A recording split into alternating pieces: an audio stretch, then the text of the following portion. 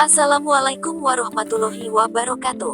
Halo teman-teman Sobat UT, sebelum memulai belajar di video ini, kalian bisa berdoa terlebih dahulu agar dimudahkan dalam memahami materi kali ini. Berdoa dipersilahkan. Setelah selesai, kalian bisa memulai menonton video, teks dan audio ini ya. Selamat belajar. Jangan lupa subscribe-nya, karena gratis. 3, 2, 1. Modul 2 hal-hal yang Anda pelajari dalam bisnis. Ashadi ed. D. Rahmat Budiman SSM. Ham. Bah. D. Pendahuluan. Modul 2 berjudul hal-hal yang Anda pelajari dalam bisnis. Modul ini terdiri atas dua kegiatan belajar, yaitu kegiatan belajar 1 dan kegiatan belajar 2. Modul sebelumnya pada kegiatan belajar 1 mendeskripsikan bahasa kasual. Sementara itu, kegiatan belajar berikutnya membahas bahasa cara mendeskripsikan tempat. Sebagaimana diterapkan pada modul sebelumnya, setiap kegiatan belajar pada modul 3 berisi 2 bagian. Bagian pertama, setiap kegiatan belajar mencakup teks bacaan berisi tinjauan topik dan daftar kosakata dilengkapi dengan sejumlah latihan dan aktivitas diskusi. Bagian berikutnya berisi ringkasan kegiatan belajar dan sejumlah tes formatif untuk menguji pemahaman tentang topik yang dibahas pada kegiatan belajar. Kunci jawaban dan daftar referensi diletakkan pada akhir modul. Setelah melengkapi modul 2, Anda diharapkan dapat memahami hal-hal di sekitar kantor dan istilah-istilah dasar bisnis. Lebih jelasnya, Anda diharapkan mampu 1. Mendeskripsikan organisasi perusahaan. 2. Mengelaborasi tanggung jawab departemen-departemen umum dalam organisasi perusahaan. 3. Mengidentifikasi kosakata terkait hal-hal di kantor. 4. Memahami pokok dari istilah-istilah bisnis dan jargon-jargon di perkantoran. 5. Mengidentifikasi istilah dasar bisnis dan artinya. Serta 6. Mengidentifikasi jargon dasar dalam perkantoran dan maknanya. Kegiatan belajar 1. Di kantor. Setelah menyelesaikan kegiatan belajar ini, Anda diharapkan mampu 1. Mendeskripsikan organisasi perusahaan. 2. Mengelaborasi macam-macam tanggung jawab departemen-departemen umum dalam organisasi bisnis. Dan 3. Mengidentifikasi kosakata terkait dengan hal-hal di perkantoran. A. Organisasi perusahaan. Organisasi dalam perusahaan sangat mungkin berbeda antara satu dan yang lainnya. Hal tersebut tergantung banyak faktor, misalnya ukuran perusahaan, lokasi, dan sebagainya. Menurut Jacob Morgan, 2015 ada 5 tipe struktur organisasi perusahaan, yaitu hierarki tradisional, hierarki flatter, hierarki flatachis, dan organisasi holacratic. Dengan mempelajari tipe-tipe organisasi, seseorang diharapkan dapat memahami bagaimana komunikasi dalam sebuah perusahaan dimulai. Hierarki tradisional menggunakan komunikasi satu arah ketika setiap orang yang berada di posisi atas memiliki kekuasaan dan informasi. Komunikasi dalam hierarki biasanya mengalir dari atas ke bawah. Hierarki tradisional sangat berguna untuk mempertahankan status quo sebuah perusahaan. Akan tetapi, hal tersebut menunjukkan kelemahan perusahaan karena dapat menimbulkan kebuntuan dalam inovasi, keterlibatan, dan kolaborasi dalam organisasi. Sementara itu, organisasi flatter lebih cocok untuk perusahaan ukuran besar dan menengah karena struktur ini sangat praktis, logis, dan mudah diskalakan. Struktur ini berguna untuk memberikan ruang untuk kolaborasi dengan menghilangkan lapisan-lapisan dalam struktur dan memberikan lebih dari satu alur komunikasi. Juga, struktur ini dapat meningkatkan pengalaman karyawan dan memperoleh hasil yang sama dengan struktur lainnya dalam jangka panjang dan pendek dengan sedikit usaha dan sumber daya. Aplikasi model ini memerlukan teknologi untuk memungkinkan kolaborasi antar karyawan serta untuk akses informasi dimanapun dan kapanpun. Juga, struktur ini mengharuskan para eksekutif dan manajer mengukur para karyawannya dan melakukan penyusunan kerja yang fleksibel. Ada beberapa perusahaan yang menerapkan model ini, misalnya Cisco, Murul, dan Pandora. Di sisi lain, organisasi flat atau mendatar, setiap orang dipandang sejajar. Oleh karena itu, struktur ini seringkali disebut dengan organisasi manajemen diri. Biasanya tidak terdapat nama pangkat, senioritas, manajer, atau eksekutif. Model ini cocok untuk perusahaan skala kecil dan medium. Struktur ini memungkinkan setiap individu untuk mengambil tanggung jawab, berkreativitas, dan berkompetisi karena para karyawan dapat bergabung dengan proyek yang mereka inginkan dan membuat tim sendiri. Akan tetapi jumlah karyawan mungkin merupakan tantangan dalam model ini karena cukup sulit mengatur ribuan orang dalam organisasi mendatar.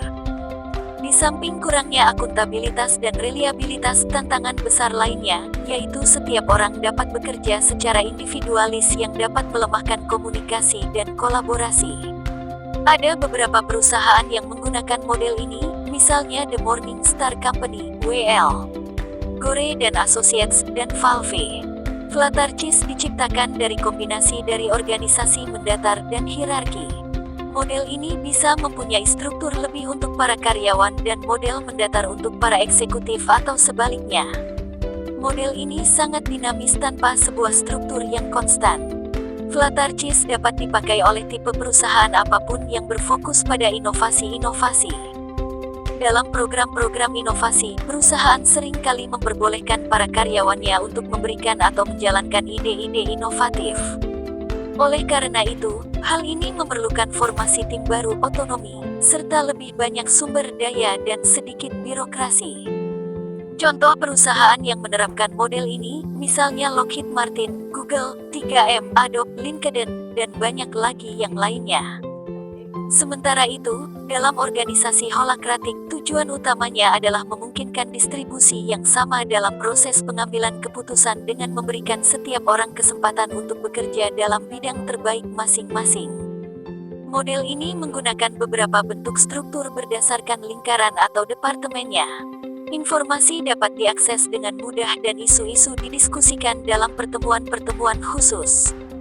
Kekuatan utama model ini, yaitu karyawan dapat mencapai hasil yang didambakan tanpa ada perubahan yang mendasar. Contoh perusahaan yang menggunakan model ini adalah Zappos dan Medium. B. Departemen Umum dalam organisasi perusahaan beserta tanggung jawabnya. Beberapa perusahaan mungkin memiliki organisasi yang berbeda, tetapi selalu ada departemen yang biasanya muncul dalam organisasi perusahaan. Oleh karena itu, sangatlah penting untuk mengelaborasi nama-nama departemen tersebut beserta tanggung jawabnya sehingga dapat memahami bagaimana perusahaan dijalankan. Departemen yang paling umum mencakup ketua, direktur manajer, departemen pemasaran, departemen keuangan, dan departemen produksi. Ketua atau presiden adalah kepala perusahaan dan tanggung jawabnya mungkin berbeda dalam perusahaan swasta dan perusahaan publik. Dalam perusahaan swasta, ketuanya mungkin adalah seseorang yang mendirikan atau memiliki perusahaan tersebut. Ia bertanggung jawab atas perusahaannya sendiri dan tidak bertanggung jawab atas setiap orang. Keuntungan perusahaan mungkin digunakan untuk tujuan pribadi. Berbeda dengan perusahaan yang dimiliki oleh publik, ketuanya adalah individu yang ditunjuk oleh pemerintah untuk memimpin organisasi sehingga orang tersebut bertanggung jawab pada pemerintah. Direktur Manajer atau Chief Executive Officer (CEO) bertanggung jawab menjalankan perusahaan atas arahan dan perintah pimpinan. Ia bertanggung jawab pada strategi pengembangan untuk mencapai target perusahaan, membimbing pelaksanaan strategi, memantau kemajuan pelaksanaan, dan melaporkan hasilnya kepada ketua atau presiden perusahaan. Direktur Manajer dibantu oleh beberapa departemen, yaitu Departemen Keuangan, Pemasaran, dan Produksi. Departemen Keuangan dipimpin oleh Direktur Keuangan. Bagian ini bertanggung jawab untuk dan kepada Direktur Manajer. Direktur Keuangan dapat dibantu oleh tim keuangan. Tim keuangan harus memastikan bahwa pengeluaran perusahaan tidak lebih besar daripada pendapatan. Juga, mereka bertanggung jawab dalam penentuan harga produk atau layanan, pembayaran pajak, dan sebagainya. Departemen Pemasaran dipimpin oleh Direktur Pemasaran. Direktur Pemasaran dibantu oleh tim sales. Tim ini bertanggung jawab atas sales, termasuk area domestik ataupun internasional. Tanggung jawab lainnya termasuk melakukan presentasi dan menciptakan iklan-iklan sebagai bagian dari strategi pemasaran, pelatihan, dan pengawasan salesman dan saleswoman, menjaga hubungan publik, serta memenuhi target perusahaan. Yang terakhir, direktur pemasaran melaporkan kepada direktur manajer. Hal lain yang tidak kalah pentingnya, departemen produksi dipimpin oleh direktur produksi. Direktur produksi bertanggung jawab dalam produksi perusahaan terkait produk-produk atau layanan. Lebih jelasnya, direktur produksi harus memastikan kuantitas dan kualitas produk atau layanan sampai pada distribusi barang-barang.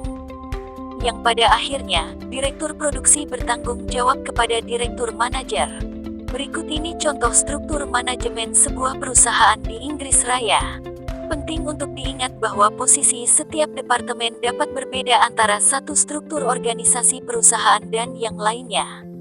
Hal ini termasuk struktur tim yang mendukung setiap direktur. C. Hal-hal di sekitar kantor. Setelah mengenal organisasi kantor dan tanggung jawab tiap departemen, Anda harus benar-benar memahami hal-hal di kantor. Dimulai dari hal-hal kecil, seperti benda-benda yang ada di atas meja karyawan, sampai pada hal yang besar, seperti istilah-istilah yang ada di dalam perusahaan. Hal ini penting guna memastikan seseorang dapat melakukan pekerjaannya dengan baik dalam perusahaan. Berkaitan dengan kosakata tentang hal-hal di meja seorang karyawan, latihan di bawah ini dapat membantu Anda mengenali benda-benda yang ada di meja seorang karyawan. Rangkuman 1. Menurut Jacob Morgan, 2015 ada 5 tipe struktur organisasi perusahaan, yaitu hierarki tradisional, organisasi flatter, organisasi mendatar, flatarchis, dan organisasi holakratik. 2. Organisasi tradisional menggunakan komunikasi satu arah ketika setiap orang yang berada pada posisi atas mempunyai kekuatan dan informasi. Tipe ini sangat efektif dalam menjaga status quo sebuah perusahaan atau organisasi. Di sisi lain, hal ini juga dapat menyebabkan kebutuhan inovasi dalam perusahaan. 3. Organisasi flatter berguna untuk memberikan ruang untuk kolaborasi dengan menghilangkan lapisan-lapisan dalam struktur dan memungkinkan lebih dari satu komunikasi. Di antara 5 struktur organisasi, tipe ini merupakan yang paling praktis dan logis. Tipe struktur ini memberikan ruang untuk kolaborasi dan meningkatkan pengalaman serta pekerjaan karyawan. 4. Organisasi mendatar yang juga disebut organisasi manajemen diri. Memungkinkan adanya tanggung jawab individu, kreativitas, dan persaingan karena karyawan dapat bergabung dengan proyek yang mereka inginkan dan membangun tim mereka sendiri. Akan tetapi, tidak cocok untuk karyawan yang jumlahnya mencapai ribuan. Terlebih karyawan mungkin lebih suka bekerja secara individu. 5. Yang menghasilkan komunikasi yang lemah. Flatarchis diciptakan dari kombinasi antar organisasi mendatar dan hierarki. La dapat memiliki lebih dari satu struktur untuk para karyawan dan model mendatar untuk para eksekutif ataupun sebaliknya. Tipe ini cocok untuk perusahaan yang berfokus pada inovasi.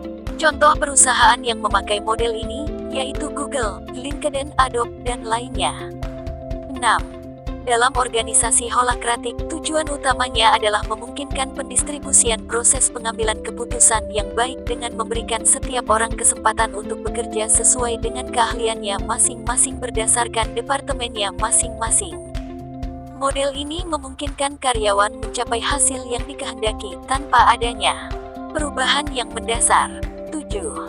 Beberapa departemen biasanya ada dalam perusahaan yang mencakup ketua, direktur manajer, departemen pemasaran, departemen keuangan, dan departemen produksi.